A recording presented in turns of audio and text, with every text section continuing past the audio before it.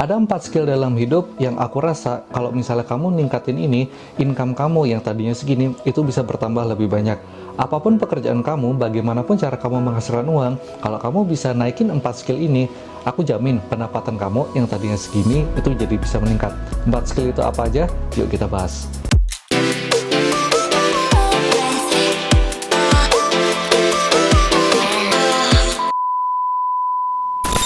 Halo semuanya, selamat datang di channel Hidup Pakai Cheat, di mana kita akan memainkan sebuah game yang berjudul Kehidupan. Ambil controllermu sekarang dan mari kita mulai.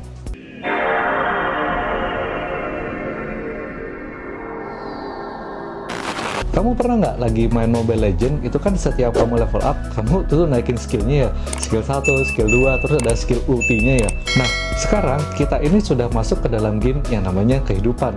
Dalam Kehidupan ini, itu ada berbagai macam skill, tapi aku padatin jadi 4 skill aja, termasuk ultinya, sehingga kalau kamu masterin semua skill ini, aku rasa hidup kamu menjadi lebih hebat. 4 skill itu apa aja? Yuk kita bahas.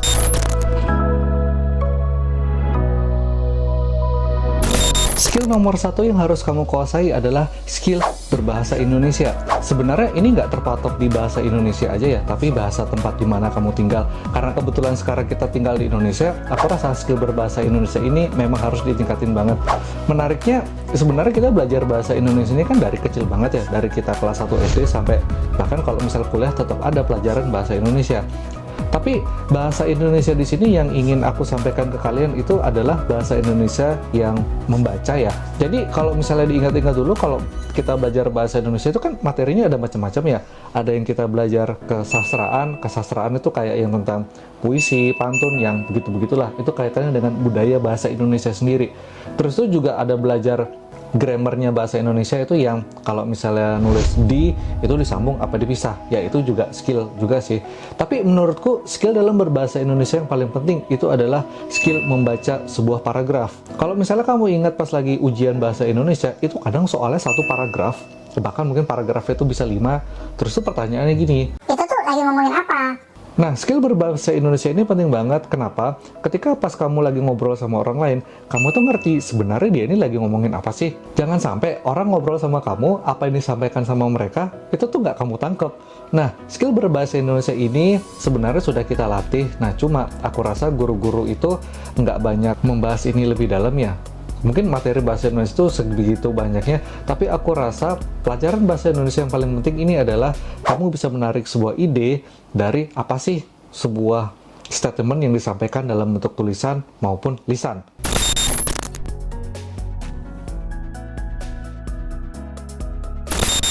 Skill nomor 2 berikutnya, ini termasuk skill aktif, adalah skill ekonomi. Kalau misalnya ngomongin ekonomi, mungkin yang kebayang sama kamu adalah uang. Ya, nggak salah juga sih. Ketika pas aku SMA dulu, waktu guru IPS aku yang lagi ngajarin ekonomi, itu lagi nanya, Apa yang kebayang kalian itu tentang ekonomi? ya murid-murid pada jawab uang. Ya nggak salah juga sih. Tapi sebenarnya kalau misalnya kita ngomongin filosofis lagi, ekonomi itu adalah bagaimana kita memanfaatkan sumber daya yang kita miliki untuk menghasilkan keuntungan tertentu. Sumber daya ini kalau di bahasa Inggrisin itu namanya resource ya. Jadi dengan keterbatasan sumber daya yang kita miliki, gimana sih kita bisa menghasilkan sesuatu? Misalnya nih, kalau kamu itu dapat gaji 3 juta, ini kan sebenarnya beda sama orang yang gajinya 30 juta ya. Gaji yang di level 30 juta ini jelas mereka itu punya resource lebih banyak daripada kamu.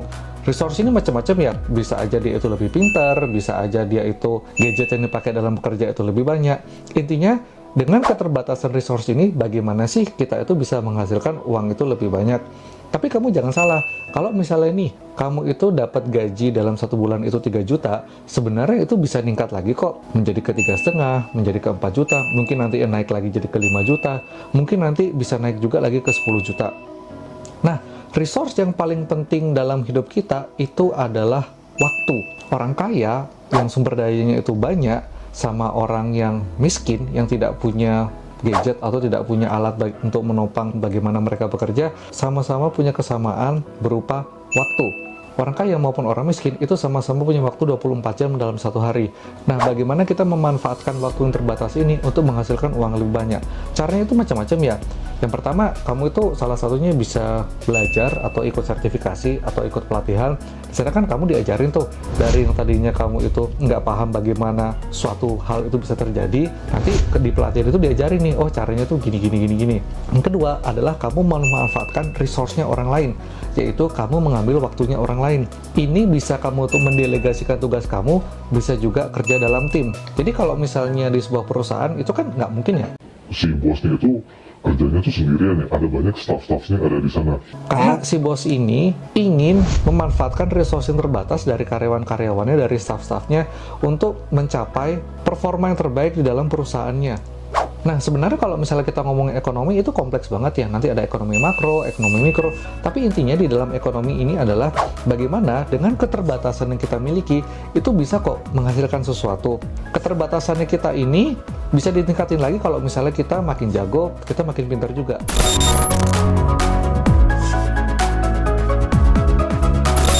Skill nomor 3 berikutnya adalah ini skill pasif, yaitu empati. Apa itu empati? Empati ini beda sama simpati ya. Kalau misalnya simpati adalah, aku contohin kayak gini deh, yang simpati ini ya.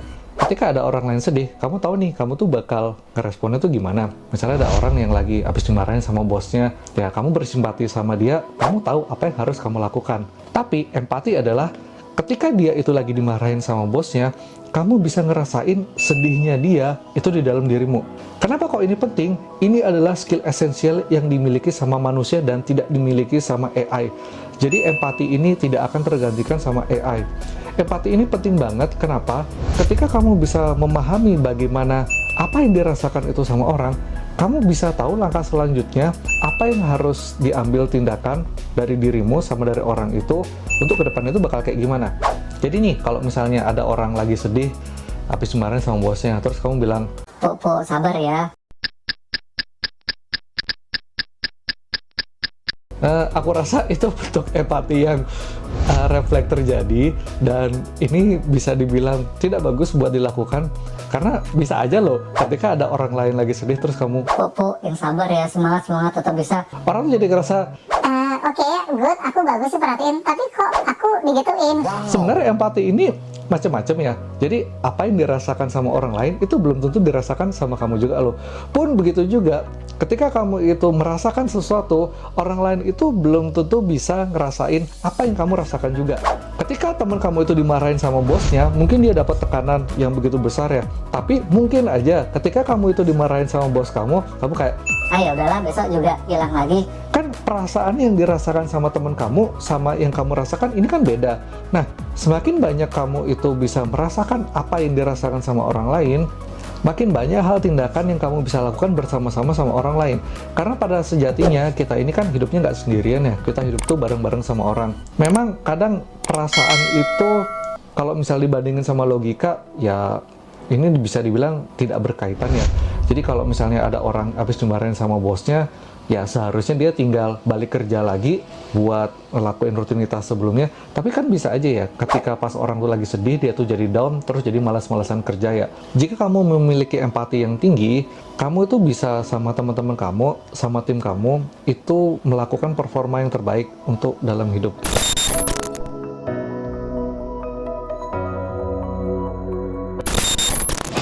Empati ini aku rasa bukan dipelajarin ya, tapi aku rasa ini sebuah anugerah. Jadi bisa aja loh orang itu yang usianya lebih senior dari kita, let's say udah di 50-60 tahun ke atas, secara pengalaman kan mereka itu lebih banyak ya, harusnya mereka itu bisa belajar lebih banyak. Tapi ada juga orang yang empatinya itu bisa nggak ada loh. Jadi orangnya ini bisa dibilang kayak nggak punya emosi gitu ya. Jadi kayak abis ngobrol, ya udah kayak jalannya flow-flow aja gitu. Kesannya tuh kok ini orang dingin banget ya. Maksudnya kaku, nggak bisa ngerasain apa yang dirasain sama orang lain. Padahal secara kinerja mungkin aja dia ini bagus, tapi bisa aja orang itu dijauhi gara-gara dirasa nggak asik sama orang lain. Kalau misalnya kamu kerja sama AI, kamu kerja pakai robot, ya kamu tinggal ngasih perintah, dia bakal ngelakuin. Pahit-pahitnya kalau misalnya listriknya lagi nggak jalan, ya si robot itu nggak bisa kerja. Tapi tidak dengan manusia loh. Manusia itu bisa nggak kerja kalau misalnya perasaannya dia, hatinya dia itu lagi kacau. Jadi aku rasa empati ini perlu dilatih dan perlu dikuasai. Ini adalah passive skillnya kita ya. Kalau misalnya lagi main Mobile Legends kan ada active skill, ada passive skillnya ya. Passive skill ini tuh bakal kejadian dengan kamu itu makin ketemu sama banyak orang. Passive skill si empati ini tuh bakal terlatih kalau misalnya kamu banyak-banyak ketemu sama orang, kamu jadi tahu nih, oh orang ini ternyata kayak gini ya.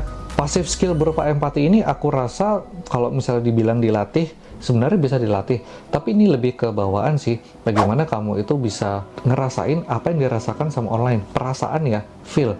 Jadi ketika ada orang lain sedih, ketika ada orang lain senang, ya kamu bisa ikut tahu rasanya senang itu kayak gimana. Sebenarnya aku juga susah menjelaskan ini dalam bentuk kata-kata gimana ya, karena bisa aja gini nih, ketika ada orang lain itu dapat 1 juta, itu bisa aja perasaannya tuh seneng banget, tapi pas aku dapat 1 juta, Ya mungkin aku rasanya biasa aja. tapi kan perasaan senangnya itu sama, memang sama-sama senang ya, dia dapat senang 1 juta, aku senang dapat 1 juta, tapi kan feelnya itu beda. Aku rasa ini adalah sebuah passive skill bawaan yang ya gimana ya bilang ya, aku juga susah menjelaskannya sih. Tapi kalau misalnya kamu tuh punya empati yang tinggi, aku rasa kamu bisa membangun kerjasama yang baik juga sama orang-orang.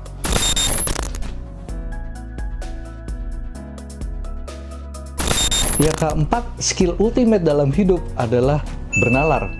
Bernalar ini adalah bagaimana kita bisa menarik sebuah kesimpulan dari premis-premis yang ada. Suatu hari, aku tuh pernah bikin video, aku lagi ngelakuin gerakan pull down yang besinya itu di belakang kepala. Di sana aku bilang, Ngelakuin pull down yang besinya di belakang kepala itu resiko cederanya lebih tinggi daripada pull down yang biasa. aku juga sudah menyertakan studi ilmiahnya. Terus ada nih orang komen, zaman sekarang banyak suhu, baru nge-gym 1-5 bulan aja udah ngajarin orang. Terus aku tuh langsung mikir ya, sekalipun aku itu nge-gymnya kurang dari 1 bulan, emang aku nggak boleh menyampaikan informasi kayak gini? Emang informasi yang aku sampaikan kalau misalnya aku nge-gym kurang dari 1 bulan, itu jadi nggak valid gara-gara aku baru nge-gymnya sebentar ya? Terus, apakah jangan-jangan orang-orang itu banyak ngambil kesimpulan, orang itu akan percaya jika Orang yang ngelakuin contoh-contoh gerakan olahraga itu badannya gede kayak Aderai. terus kalau misalnya yang badannya kecil-kecil, itu semua omongannya jadi nggak valid? Itu kan sebuah penarikan kesimpulan yang tidak tepat ya. Padahal aku sudah menyertakan nih, kenapa kalau misalnya pull down yang besinya di belakang kepala, itu tuh nggak baik. Dengan logika yang sederhana kan, kalau misalnya kamu ngelakuin pull up, kamu kan pull up-nya tuh besinya di depan kepala ya, nggak yang pull up tuh di belakang kepala ya. Nah, itu juga ada kok jurnal ilmiahnya gimana. Nah, dalam hidup kadang-kala kita itu suka mengambil kesimpulan dari premis-premis yang sebenarnya itu udah dijelasin di sana, tapi kesimpulannya itu jadi salah. Menarik sebuah kesimpulan dari informasi-informasi yang ada, ini sangat penting untuk menunjang bagaimana kita dalam bekerja. Jadi dalam bekerja, atau misal dalam berinteraksi sosial, kita bisa menarik sebuah kesimpulan, itu tuh jadinya tuh nggak salah-salahan. Ketika pas kamu lagi ngobrol sama orang ngobrolnya apa, kamu nangkepnya kayak gimana. Kalau misalnya ini kejadian sering banget kan, jadinya sebuah informasi yang sama ke kamu, yang harusnya itu utuh, bisa aja itu jadi misleading. Nanti itu jadi ngerembet kemana-mana. Penarikan sebuah kesimpulan dari premis-premis yang ada, ini memang harus dilatih. Dilatihnya itu gimana? Ya latihan. Cara latihannya itu simply sebenarnya dengan mikir ya. Jadi ketika kamu itu dihadapkan sebuah informasi, kamu tanya dulu, why, kenapa? Yang paling sering kejadian ini kan mungkin di grup WhatsApp keluarga, atau misalnya kamu punya, ya banyak orang-orang tua yang lagi main WhatsApp, atau misalnya lagi main sosmed sekarang, ada informasi misalnya dari TikTok ngejelasin apa, oh buah kayak gini tuh berbahaya, diet kayak gini tuh bahaya, cara cepat kayak gini. Ya kamu nggak bisa telan informasi itu mentah-mentah juga, kamu harus mikir juga, why, kenapa kok kayak demikian? Kalau misalnya kamu tuh ngambil informasinya sepotong-sepotong aja, terus kamu tuh narik kesimpulan, apalagi tidak utuh dari informasi yang ada, ini sebenarnya sangat berbahaya banget dalam kita berinteraksi sama teman-teman juga, dalam karir kita bekerja. Aku rasa orang yang mahir dalam menarik sebuah kesimpulan dari premis-premis yang ada, aku rasa itu hidupnya bakal jadinya baik-baik aja. Aku rasa orang yang bisa ngambil kesimpulan dengan baik, hidupnya itu bakal jadi lebih tenang dan nggak banyak misleading. Jadi cara ngelatihnya gimana? Ya kamu mikir, why, tanya kenapa hal ini tuh bisa terjadi. Jadi kamu tuh nggak nelan informasi itu mentah-mentah aja. Nah itu dia 4 skill esensial dalam hidup. Yang tadi itu adalah skill berbahasa, yang kedua itu adalah skill bagaimana kita memanfaatkan sumber daya kita yang terbatas, yang ketiga itu adalah empati, dan yang terakhir yang skill ultinya adalah bernalar.